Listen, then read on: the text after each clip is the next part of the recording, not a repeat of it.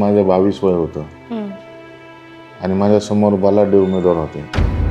पक्ष मला तिकीट देताना विचारत होते का तू एवढ्या मोठ्या माणसाच्या समोर लढणार. नागरिकांनी मला खूप मोठी साथ दिली. म्हणजे मला त्यावेळेस 2021 मतं माझ्या गावाने दिले मला. तर 2017च्या निवडणुकीमध्ये योगायोगाने मला अपक्ष उभं राहावं लागलं. पक्षाचा आणि अपक्ष फरक पडतो आणि शेवटी 4 जणांची ताकद आणि एकट्याची ताकद यंत्रणा उभी करणं तिथं मी कमी पडलो. त्यामुळे माझा मागच्या वेळेस पराभव झाला. परंतु मी काही थांबलो नाही.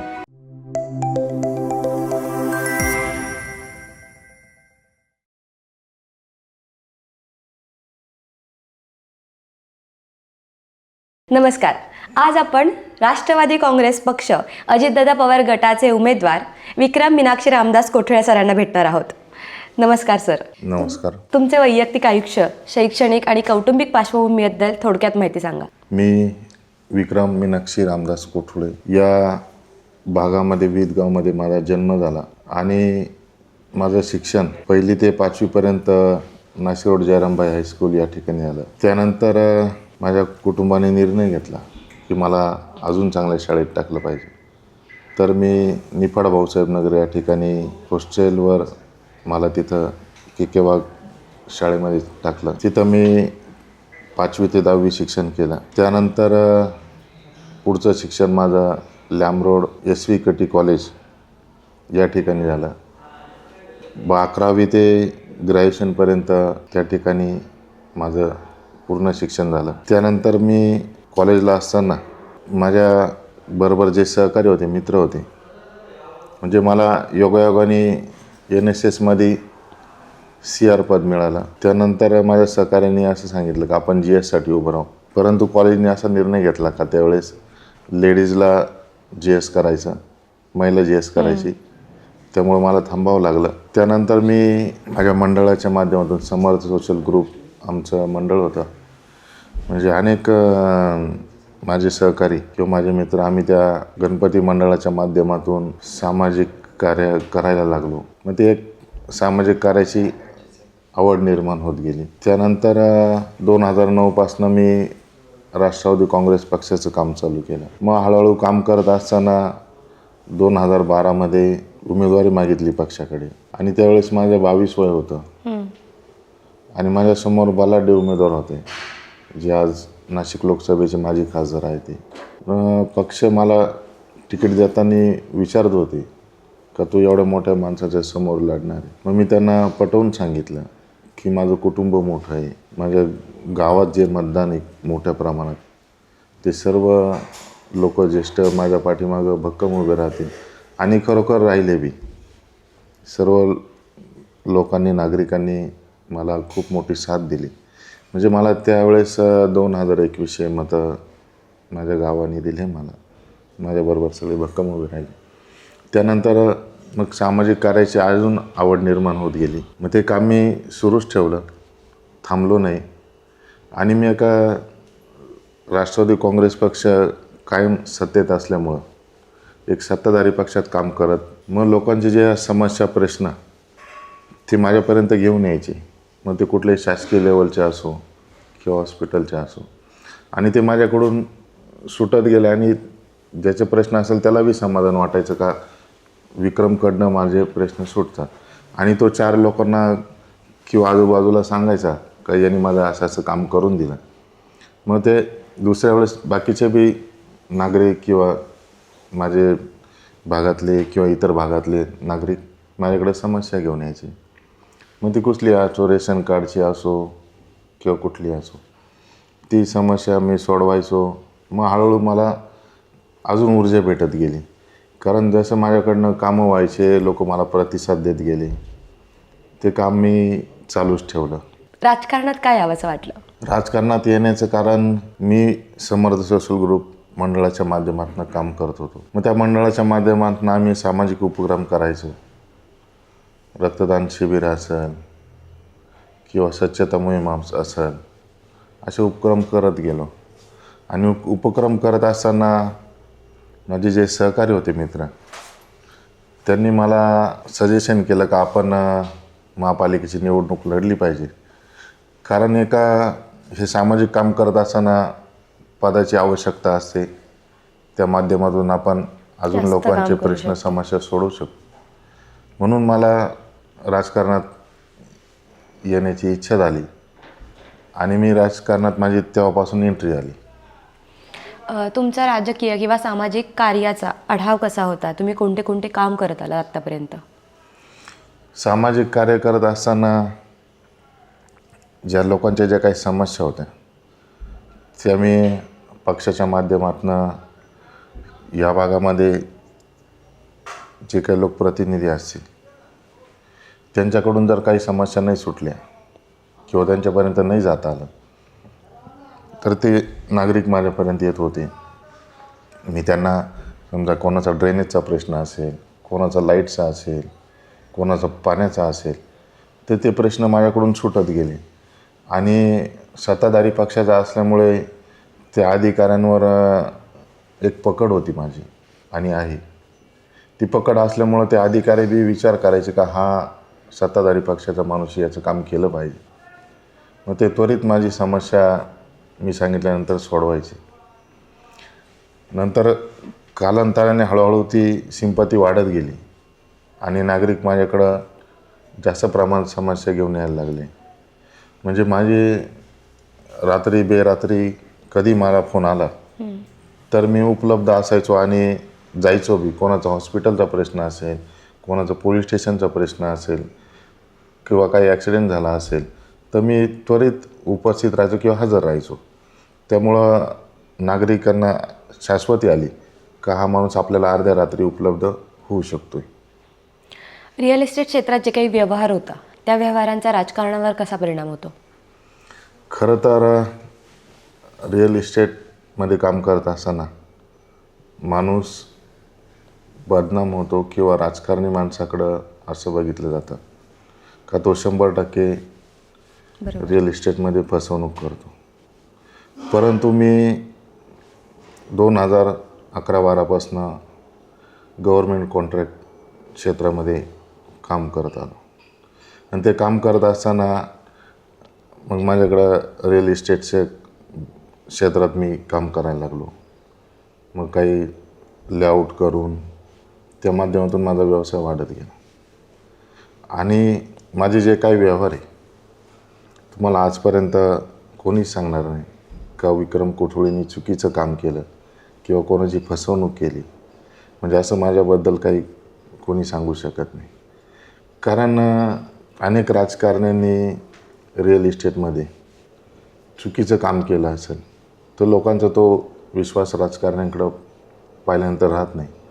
परंतु आज मला कोणाची जर काही व्यवहार असला काही असला तर मला आवर्जून विचारणा केली जाते का तुम्ही करू शकताय का, तुम्ही याच्यातून मार्ग काढू शकताय का.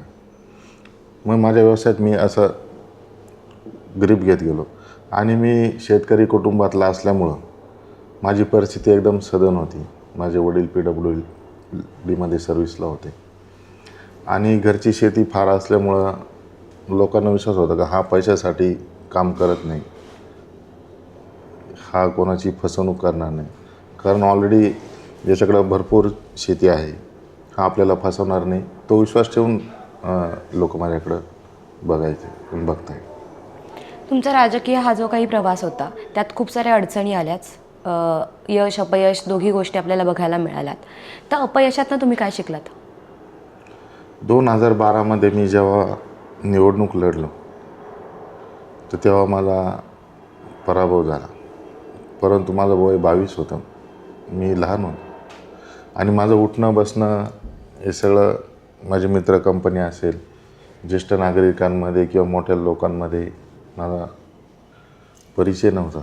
किंवा मग हा माझं गाव असेल, हा प्रभाग मोठा असल्यामुळं माझा परिचय कमी पडला आणि खरोखर माझं वय कमी असल्यामुळं मी पोचू शकलो नाही. मग हळूहळू मी सामाजिक कार्य करत असताना लोकांच्या समस्या सोडत गेलो. मग त्या वडनेरमधील नागरिक मला समस्या सांगायला लागले, त्यांचे प्रश्न सुटत गेले.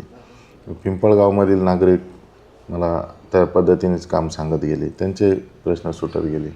मग अशी एक सिंपती तयार होत गेली. देवळाली गाव माझं गाव आहे. देवळाली गाव म्हणजे विदगावला लागूनच गाव आहे. तर माझा वावर देवळाली गावामध्ये जास्त आहे. माझे मित्र किंवा तिथं राजकारणी लोक उठता बसता, त्यामुळं माझं तिथं उठणं बसणं जास्त होतं आणि त्या लोकांमध्ये तिथं कॉन्टॅक्ट जास्त वाढत गेला. तर 2017च्या निवडणुकीमध्ये योगायोगाने मला अपक्ष उभं राहावं लागलं माझ्या मिसेसला. त्यावेळेस मला या परिसरातील नागरिकांनी, समजा माझं विदगाव असेल, माझं देवळाली गाव असेल, माझं वडनेर असेल, माझं पिंपळगाव असेल, या नागरिकांनी मला भरघोस मतं दिली. परंतु मी अपक्ष होतो आणि शेवटी पक्षाचा आणि अपक्ष फरक पडतो आणि शेवटी 4 जणांची ताकद आणि एकट्याची ताकद यंत्रणा उभी करणं, तिथं मी कमी पडलो. त्यामुळे माझा मागच्या वेळेस पराभव झाला. परंतु मी काही थांबलो नाही आणि नागरिकांनी मला थांबवून दिलं नाही. बरोबर. का तू काम करत राहा, खचून जाऊ नको. अनेक लोक माझ्याकडे यायचे का तू शांत बसू नको, तुझं एवढं चांगलं काम आहे, तू एवढ्या लोकांच्या समस्या सोडवतो, काम करतो. मध्ये मला अजून ऊर्जा आली. ऊर्जा आल्यानंतर मी परत काम स्टार्ट केलं आणि काम करत असताना 2019ला आमच्या पक्षाच्या तिकिटावर आमदार सरसे उभे राहिले. त्या 2019ला निवडून आल्या. मग त्या निवडून आल्यानंतर मला चांगली संधी भेटली काम करण्याची. त्यांच्या माध्यमातून मी अनेक प्रश्न असेल, समजा या भागातील देवस्थानचा प्रश्न असेल किंवा काही रिंग रोडचे प्रश्न असेल, DP रोडचे प्रश्न असेल किंवा या भागामध्ये निधी आणण्याचं काम असेल, ते मी त्यांच्या माध्यमातून केलं आणि या भागामध्ये अतिशय मोठ्या प्रमाणात त्यांच्या माध्यमातून निधी आणला आणि कामं केले. त्यामुळं मला ते अजून ऊर्जा भेटत गेली आणि त्या माझ्या पाठीमागे एकदम भक्कम भावासारख्या उभ्या राहिल्या. त्यामुळं मला जो जोश आहे तो कमी झाला नाही, तो वाढत गेला. तुमच्या प्रभागातील लोकांच्या, नागरिकांच्या मुख्य समस्या काय आहेत? मुख्य समस्या आहे, आता मूळ प्रश्न आहे महिला सुरक्षेचा.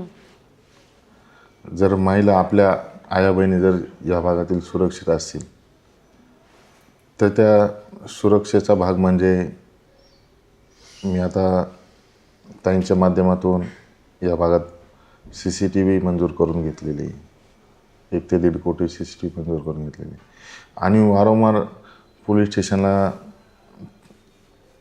जाऊन त्यांच्या ज्या महिलांच्या ज्या समस्या होत्या त्या तिथपर्यंत पोचवायचो.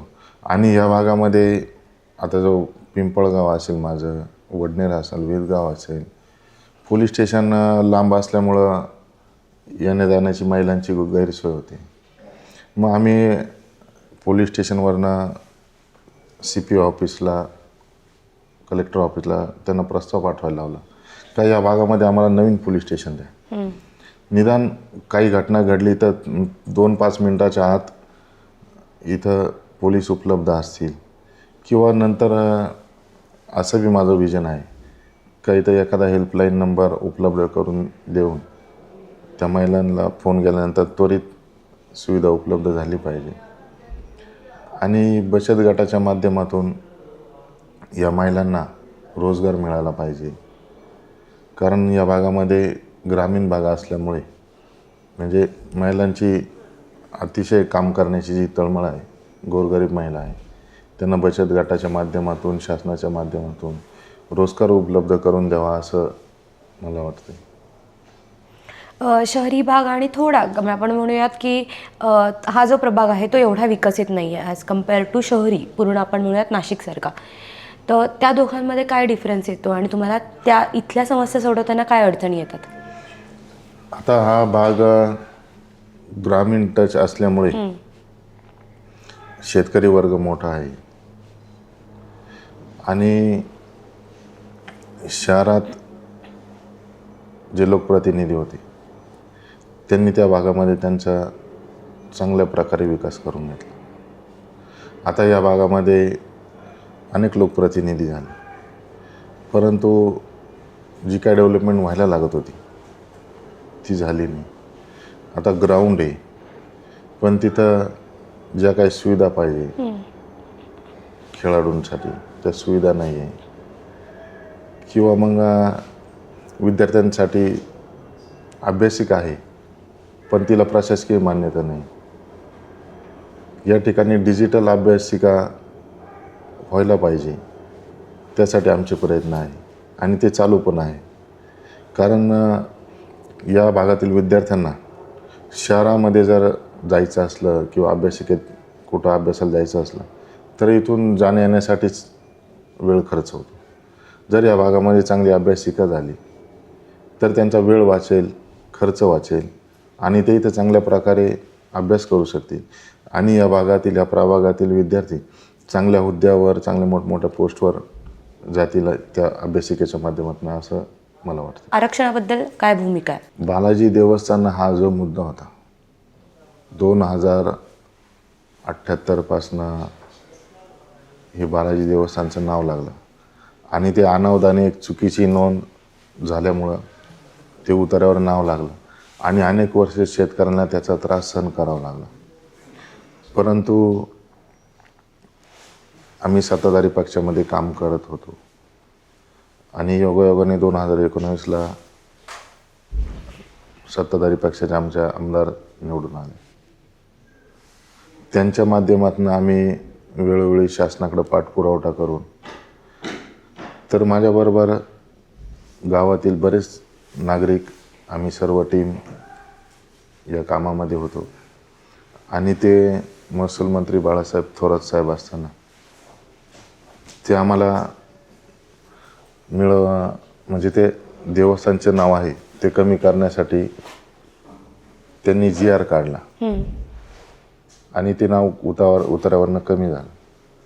म्हणजे आणि त्या दिवशी खरोखर म्हणजे विदगाव असेल, बेलदगाव असेल, मनोली असेल, म्हणजे तो GR निघाल्यानंतर म्हणजे दुसरी दिवाळी साजरी झाली आमच्याकडे.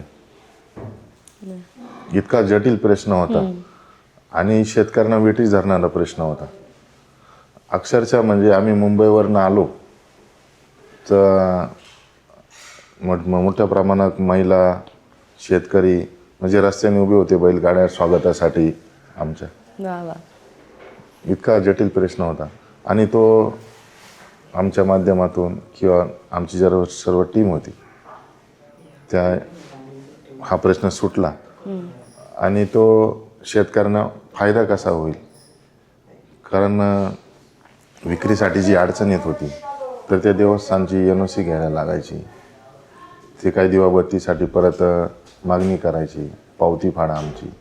तर ती पहिले छोट्या प्रमाणात होती, नंतर ती वाढत वाढत वाढत ती काय परवडणारी नव्हती. मग तो असा खूप मोठा प्रवास त्या देवस्थानसाठी मी झाला. कारण कमीत कमी 8 ते 10-15 वर्ष आमचे त्यामध्ये गेली आणि त्या देवस्थानमध्ये मी काम करत असताना मला जी का आमची टीम होती सर्व, म्हणजे शेतकरी आम्हाला भेटायचे, काय झालं आपल्या देवस्थानचं, कुठवर आलं आणि ते विचारायचे. मग आम्ही मुंबईला जेव्हा जायचो, तारीख राहायची तेव्हा, तर म्हणजे लोकांना अपेक्षा लागायची का या तारखेमध्ये आपला निकाल लागेल, त्या तारखेत निकाल लागेल आणि ते आम्हाला ऊर्जा द्यायची, पाठबळ द्यायचे हे काम करण्यासाठी. तो प्रश्न सुटल्यानंतर आज सर्व विदगाव असेल, बेलदगाव असेल, मनोली असेल, हे सर्व शेतकरी आज सुखी आहे आणि खरोखर म्हणजे जो काही आनंद झाला आहे त्यांना, तो हे देवस्थानचं नाव गेल्यानंतर आज एकदम गुण्यागोविंदाने सर्व शेतकरी खुश आहे. आत्ता आपण बालाजी देवस्थानच्या प्रश्नाबद्दल बोलत होतो, पण बालाजी देवस्थानचा प्रश्न म्हणजे नक्की काय? बालाजी देवस्थानचा प्रश्न म्हणजे नाशिकला गोदावरी नदी आहे, त्या ठिकाणी एक छोटंसं मंदिर आहे आणि त्या ठिकाणी ते जे काही ट्रस्टी, काही ॲडव्होकेट आहे, काही तिथले जे ट्रस्टी आहे, तर बालाजी देवस्थान हे देवस्थानसाठी दिवाबत्ती करण्यासाठी त्यावेळेस शासनाने त्यांनी जो काही शेतसारा जमा होईल तो शेतसारा त्या देवस्थानसाठी दिवाबत्तीसाठी खर्च करावा. तो शासनाने द्यायचा होता ओके. आणि तो जे काय पर्टिक्युलर सर्वे नंबर होते 1-2 त्या सर्वे नंबरसाठी होता. परंतु काही शासनाच्या चुकीच्या नोंद झाली ती आणि चुकीची नोंद झाली ती पूर्ण गावावर झाली. गावाचे पूर्ण जे उतारे होते ते उतार्यावर झाले, बेलत गावांच्या उतार्यांवर झाली, मनोलीच्या उतार्यांवर झाली. परंतु त्यावेळेस शेतकऱ्यांच्या लक्षात नाही आले ती, कारण तेव्हा शेती विकायचा वगैरे किंवा काही कोणाला गरज असेल नसेल. परंतु कालावधीने काय आलं, डेव्हलपमेंट वाढत गेली, शहरीकरण वाढत गेलं. आता कोणाला घरं बांधायचे, कोणाला लग्न करायचे मुलींचे, कोणाला हॉस्पिटलच्या संदर्भात, तर ते विकल्यानंतर जे काही विकल्यानंतर त्यांना ज्या अडचणी आल्या मग ते हळूहळू लक्षात येत गेलं. मग ती काही त्यांनी जी पावती फाडायची श्री व्यंकटेश देवस्थान अर्पण चरणी अर्पण, तर ती पहिले काहीतरी छोटी रक्कम होती, ती नंतर ती त्या ट्रस्टींकडनं हळूहळू वाढवण्यात गेली. मग त्यांना नंतर लक्षात आलं का इथलं व्हॅल्युएशन वाढते, ते त्याप्रमाणे पैसे मागायला लागले पावतीचे. ओके. माझा हा प्रश्न तो एकदम ज्वलंत होत गेला आणि त्याला आम्ही पूर्ण हाताळून मग ते शासनापर्यंत कसं ॲडव्होकेट किंवा आमच्या ज्या टीम होती त्यांनी शासनाला पटवून दिलं. काही चुकीची नोंद झालेली ती शासनाच्या बी लक्षात आली. शासनाच्या लक्षात आल्यानंतर त्याच्या त्या काही हिअरिंग चालल्या. मग त्या हिअरिंगच्या माध्यमातून त्यांनी ती निकाली काढली आणि तो GR शेतकऱ्यांच्या बाजूने दिला. ओके. ओके. आत्ताचा हा वडनेर जो भाग आहे तो एक प्रकारे मी म्हणेल विकास गतीने होतो आहे. म्हणजे जसा गावाकडचा भाग म्हणू शकतो आपण, तो सध्या राहत नाही आहे, जोरात विकास होतो आहे सध्या. तर तो जो काही विकास होतो आहे यावर तुमचं काही मत आहे का, की तुमच्या काही योजना आहे का या विकासामध्ये अजून? आता वेदगाव, वडनेर, पिंपळगाव हा खरा ग्रामीण भाग शहरी भागाला टच असल्यामुळे या भागातली डेव्हलपमेंट हळूहळू वाढत गेली आणि या भागामध्ये आर्मी एरिया असल्यामुळे वडनेर भागात जे काही इथं सर्व्हिससाठी जे आर्मीवाले होते किंवा त्यांची जी पोस्टिंग इथं होती ते इथं स्थायिक झाली. मग त्यांनी इथं शेतकऱ्यांकडनं जमिनी खरेदी करून त्यांचे बंगले घरं बांधली. मग हळूहळू या भागात डेव्हलपमेंट वाढत गेली. मग महापालिकेच्या डेव्हलपमेंट झोनमध्ये सुधारणा होत गेल्या. मग काही जो ग्रीन झोन होता तो डेव्हलपमेंट 2017च्या डेव्हलपमेंट प्लॅनमध्ये येलो झोन झाला. मग ते लेआउट वगैरे शेतकऱ्यांना बी फायदा होत गेला त्याचा. त्या माध्यमातून या भागातली डेव्हलपमेंट खूप वाढत गेली आणि रहिवासी झोन वाढत गेला. परंतु या भागातील नागरिकांना ज्या सुविधा पाहिजे त्या आज बी भेटत नाही, कारण पाण्याची मोठी समस्या आहे. कारण डेव्हलपमेंट झोन आणि रहिवासी झोन वाढल्यामुळे जे पाण्याच्या टाक्या आहे त्या बांधल्या, पण पाण्याच्या लाईन टाकलेल्या नव्हत्या आजपर्यंत. त्याचं आत्ताच टेंडर झालं आहे, त्या टाकायचं कॉर्पोरेशनचं काम चालू आहे. पण ज्या प्रमाणात या भागाला पाणी पाहिजे, नुसत्या लाईन कोरड्या लाईन टाकून उपयोग नाही. लोकांना पाणीच नाही भेटलं तर त्या लाईन टाकण्याचा काही उपयोगच नाही. तर आम्ही एक मागच्या महिन्यातच आयुक्त मॅडम असतील कॉर्पोरेशनच्या, त्यांना भेटलो. त्यांच्या ही बाब लक्षात आणून दिली का पिंपळगाव भागामध्ये पाण्याची टाकी बांधली पाहिजे, देवळाली गावामध्ये पाण्याची टाकी बांधली पाहिजे. आता विदगावमध्ये जी पाण्याची टाकी बांधलेली तर तिला जो काही इंदिरा उपनगर भागामधनं जो पाण्याचा पुरवठा होतो तो पुरवठा तितक्या प्रमाणात होत नाही. तो जो पंप चालू करायला पाहिजे तो आजपर्यंत काही कारणास्तव चालू नाही झाला. तर तो पंप चालू झाल्यानंतर या दोन्ही टाक्या पूर्ण भरतील आणि या भागात पाण्याची समस्या सुटू शकते. तसंच देवळाली गावात पाण्याची जी अडचण आहे, बिटको हॉस्पिटल झाल्यानंतर ती जी अनुराधा टाकी आहे तर त्या टाकीचं सर्व पाणी तिकडं डिव्हायडेशन होतं. त्यामुळे देवळाली गावाला पाणी पुरवठा होत नाही. रोकडोवाडी असेल, दुबईमळा असेल, म्हणजे अक्षरशः या महिलांना 2-2 दिवस पाणी मिळत नाही. आणि पाणी आलं तरी ते रात्री 3 वाजता 4 वाजता त्यावेळेस पहाटे उठून त्या महिलांना म्हणजे पाण्यासाठी सुद्धा दिवसाची रात्र करावं लागते. किंवा रात्रीचा दिवस करावा लागतो. म्हणजे अशा समस्या आहेत. आणि दुसरा प्रश्न आहे जे काय ड्रेनेजचं पाणी. बऱ्याच रहिवासी झोनमध्ये ड्रेनेज नाही आहे. तर ते बी आम्ही निवेदन दिलेलं आहे का या भागामध्ये नवीन डेव्हलपमेंट जो एरिया झाला आहे त्या भागामध्ये ड्रेनेजच्या लाईन टाकल्या पाहिजे. कारण बरेच बंगले तयार झाले पण ते अक्षरशः सोस खड्डे करून वापर करताय. म्हणजे असे काही भागांमध्ये असे म्हणजे आपण शहरात राहतो का ग्रामीणमध्ये राहतो हेच लक्षात येतं. आणि जो आपण काही कॉर्पोरेशनला डेव्हलपमेंट चार्ज भरतो तर कॉर्पोरेशनचं काम आहे का या सुविधा प्राथमिक देणं.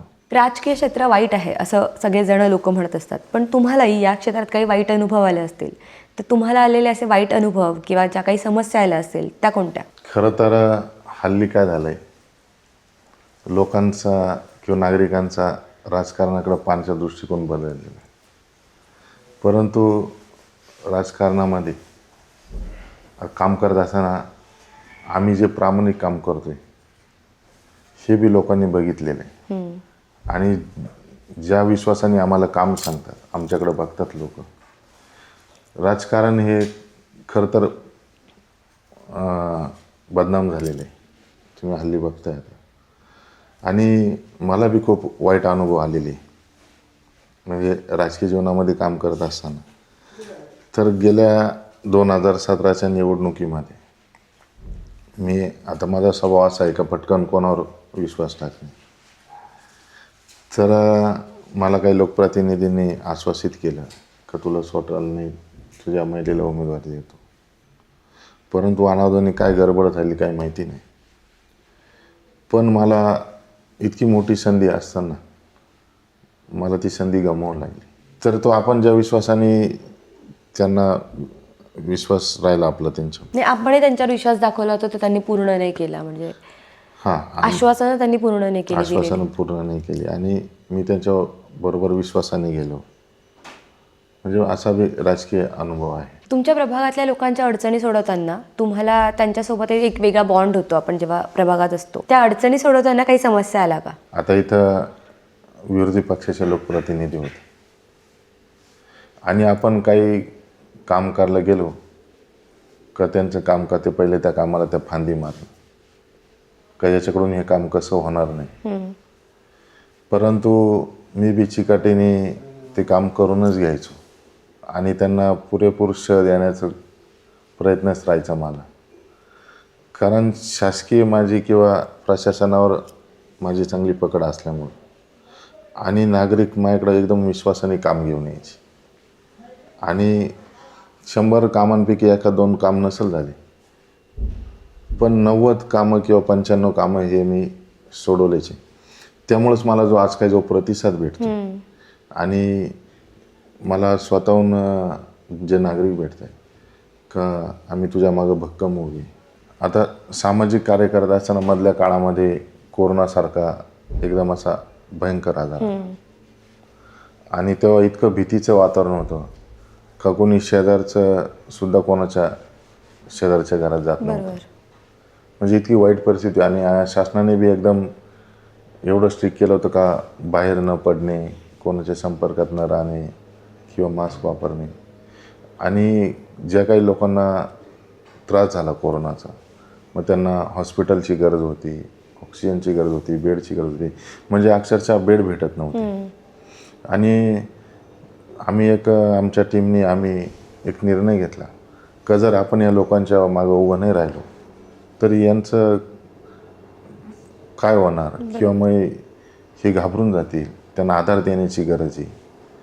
मग ते बिटको हॉस्पिटल असेल, प्रायव्हेट हॉस्पिटल असेल, बिटको हॉस्पिटल आम्ही समजा बेड मिळवण्याचं काम असेल कारण वेटिंगला पेशंट असायचे किंवा त्यांना ऑक्सिजन कमी पडत असेल किंवा कुठून बाहेरून ऑक्सिजन त्यांना मिळवून देता येईल का,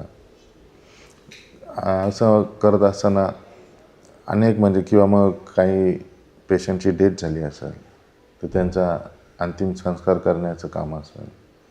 म्हणजे आम्ही एकदम जिद्दीने ते काम केलं आणि ते जनतेने बघितलं. म्हणजे लोक बघत होते का रे हे काय काम करत आहे.